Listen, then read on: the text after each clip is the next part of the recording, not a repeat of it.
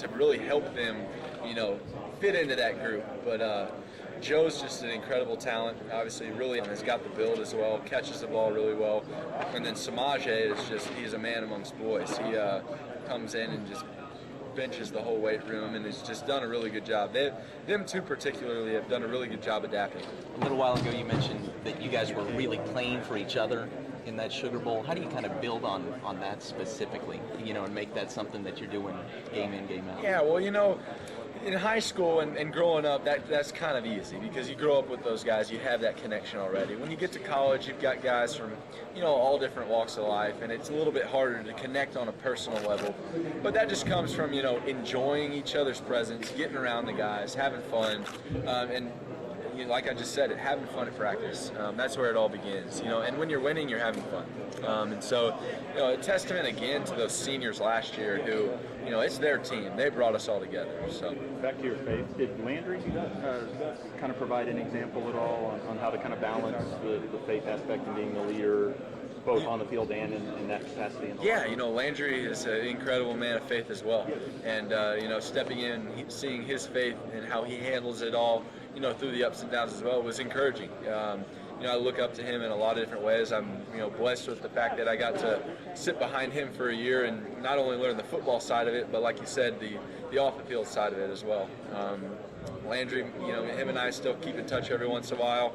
He's got a wife who played basketball at Oklahoma who's an incredible woman as well, and so they kind of set the tone and started the platform for me, and that was his heart, to set the platform and then have us extend it. So I guess a year to the day or before, from the Alabama game, the bowl game before that was the Cotton Bowl, you played Johnny Manziel for the scout team. How often do you still get asked about that and how your game compares to Johnny's? Every once in a while I'll get asked that, and Johnny, he's a heck of a player, obviously. The way he plays the game is, unlike anybody else. He's, I've always called him a magician. He's just back there and just makes plays.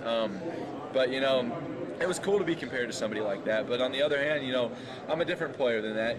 I'm my own player and everything, and I want to have the success that he did, but I do it in a little bit different way, and hopefully we can have a middle ground and both be successful. I know you probably talked about this, but gosh, it must be exciting to go into your second year knowing that you're the starter, and things are a lot more grounded than they were a year ago at this time. Yeah, absolutely. Stepping in and being the sole leader and being the oldest guy in our meeting room, it's been different. It's been special. It's been fun to kind of be the leader out on the field during the summer when the coaches aren't out there, and really have the guys rally around you, especially the incoming freshmen. They look up to you as that leader, and it's what you want as a starting quarterback at a big time university. You want to come in, you want to be that guy.